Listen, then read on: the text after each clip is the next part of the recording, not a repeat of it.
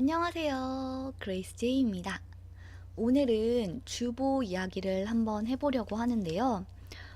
이날 주보는 2019년 4월 7일자 주보입니다. 주보에 나온 그림은 나자렛 수태 고지 성전에 있는 벽 모자이크 그림인데요. 이거를 제가 인터넷에서 찾아서 평소처럼 화면에 크게 띄우고 밑에 있는 글을 읽어드리려고 했는데 제가 못 찾았어요. 똑같은 그림은, 비슷한 그림은 있는데 아주 똑같은 그림은 못 찾아서 일단 한번 직접 보여드리고요. 이 그림이거든요. 그리고 제가 이 그림을 어떻게 캡처해서 한번 올려놓고 읽을 수 있도록 한번 해보겠습니다.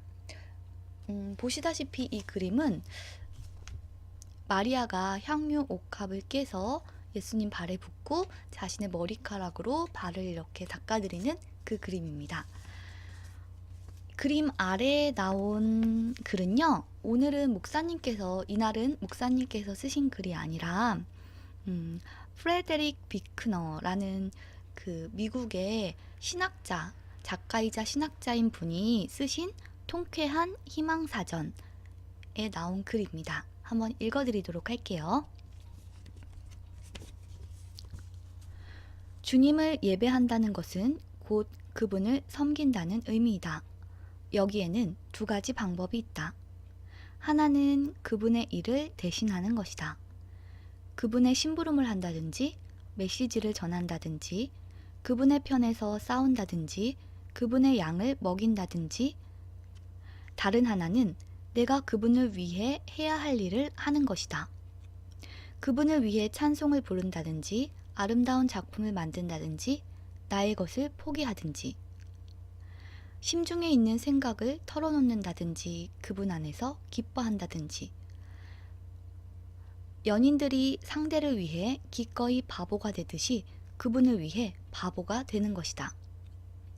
퀘이커 예배든 가톨릭 미사든 장로교 예배든 오순절 집회든 그 안에 기쁨과 바보스러운 요소가 없다면 그 시간에 뭔가 다른 더 쓸모있는 일을 하는 편이 나을 것이다. 네, 여기까지가 주보의 내용이었고요. 이날 말씀은 요한복음 12장 1절에서 8절까지의 말씀이었어요. 우리가 잘 알고 있는 그 향유 옥합을 깨트린 그 마리아, 그 내용인데요. 제목은 거룩한 낭비, 향유를 붓다 이고요. 먼저 본문을 읽어볼게요. 6월절 엿새 전에 예수께서 베다니에 이르시니 이곳은 예수께서 죽은 자 가운데서 살리신 나사로가 있는 곳이라. 거기서 예수를 위하여 잔치할세 마르다는 일을 하고 나사로는 예수와 함께 앉은 자 중에 있더라. 마리아는 지극히 비싼 향유 곧 순전한 나드 한 근을 가져다가 예수의 발에 붓고 자기 머리털로 그의 발을 닦으니 향유 냄새가 집에 가득하더라.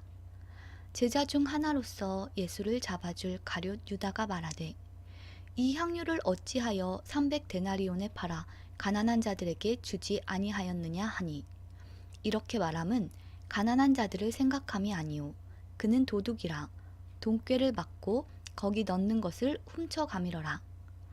예수께서 이르시되 그를 가만두어 나의 장래할 날을 위하여 그것을 간직하게 하라. 가난한 자들은 항상 너희와 함께 있거니와 나는 항상 있지 아니하리라 하시니라. 네, 다들 잘 알고 계신 본문이죠.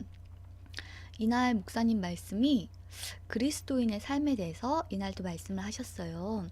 그리스도인의 삶이라는 것은 세상을 향해서 마음을 열고 세상과 사람을 사랑하고 품는 것이라고 합니다.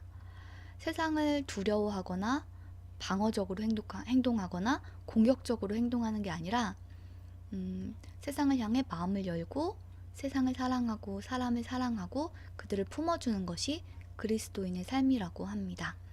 사실 그렇잖아요. 세상은 그렇게 만만하고 호락호락한 곳은 아니죠. 광야와 같은 위험이 도사리고 있는, 우리가 방심하면 우리를 공격하는 사람도 많고 사실 조금 방어적으로 될 수밖에 없는, 또 공격적으로 될 수밖에 없는 곳이 세상인데요.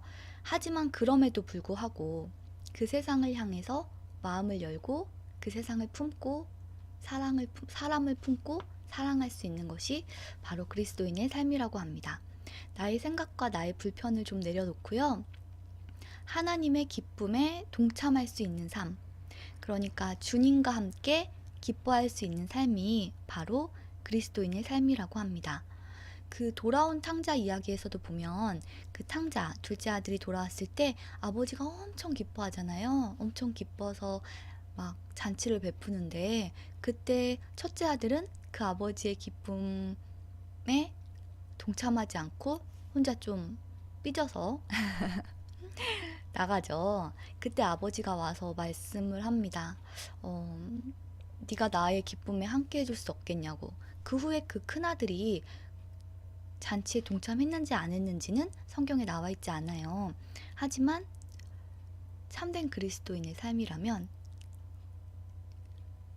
그 주님이 기뻐하시는 그 현장에서 주님이 기뻐하시는 그 일로 기뻐할 수 있는 것, 그것이 바로 그리스도인의 삶이라고 합니다. 이 본문에서 어떻게 보면 마리아의 행동은 굉장히 어리석어 보일 수가 있어요. 여기 보면 300데나리온이나 되는 그 향유를 깨뜨려서 한 번에 그냥 다 쏟아버렸잖아요. 예수님의 발에. 근데 이때 한 데나리온이 일꾼의 하루 품삯이었다고 해요. 그러니까 300일 동안의 품삯인 거죠. 현재 돈으로 환산하면 그래도 3천만 원에서 5천만 원 정도 되는 엄청 비싼 그 향유를 한 번에 다 쏟아버린 거예요. 어떻게 보면 이게 좀 굉장히 어리석고 바보 같아 보이는 행동일 수 있지만 이 마리아 행동의 동기가 중요합니다. 마리아가 이렇게 행동했던 동기는요, 바로 주님을 너무 사랑해서였습니다. 세상의 눈으로 보면은 굉장히 오바스러운 행동일 수가 있어요. 그런데 이런 마리아의 오바스러운 행동 앞에서 주님은 굉장히 기뻐하십니다. 오바 앞에서 오바하시는 주님이라고 목사님께서 말씀하셨는데, 우리가 막 어떻게 보면 세상이 보기엔 오바스럽게 주님을 사랑할 때 주님은 그걸 막 부담스럽게 생각하시거나 그거를 나쁘다고 생각하시는 게 아니라 함께 더욱 기뻐하신다는 거. 그렇기 때문에 어떤 타이밍이 중요한 게 아니라 가장 중요한 거는 이 사람의 동기, 그 마음의 진심입니다. 사랑의 어리석음에서 구원이 성취된다. 사랑의 어리석음에서 구원이 성취된다. 라고 말씀을 하셨는데요. 사랑은요, 계산적인 것이 아니고 사랑은 낭비하는 것입니다. 원래 사랑이란 것은 낭비하고 허비하는 것입니다. 여러분이 누군가를 사랑할 때, 정말 사랑할 때, 그때의 행동을 한번 생각해 보세요. 그게 이성적이고 합리적이고 계산적인 그런 행동을 할 수가 있던가요? 좀 바보스럽고 굉장히 어리석은 행동들을 우리도 많이 하죠. 또 굉장히 많은 것들을 낭비하고 허비합니다. 그런데 사랑의 본질이 원래 낭비와 허비가 있다고 해요. 마리아는 향유를 낭비하고 허비했죠. 또 예수님은 목숨을 낭비하고 허비하셨습니다. 그렇기 때문에 낭비가 없는 사랑은 거짓말이라고 말씀을 하셨어요. 여러분은 지금 사랑으로 인해서 낭비하고 계신가요? 주님을 사랑함으로 주님을 위해 낭비하고 계신가요? 주변 사람을 사랑함으로 그 사람들을 위해 낭비하고 계신가요? 사랑을 할 때는 진짜 사랑을 하면 상처받을 때도 많죠. 하지만 주님을 바라보면서 주님이 기뻐하시는 일이라면 함께 기뻐할 수 있는 그런 제가 되었으면 좋겠습니다. 그리고 때로는 내가 조금 상처받더라도 거기서 멈추는 것이 아니라 계속해서 사랑의 그런 행동들을 할 수 있는 제가 되기를 정말 바랍니다. 여러분도 주님의 사랑으로 가득 차서 세상을 품고 사람을 품고 또 사랑해 줄 수 있는 그런 삶을 사셨으면 좋겠습니다. 그럴 때 우리 주님도 같이 기뻐하실 거라고 생각이 됩니다.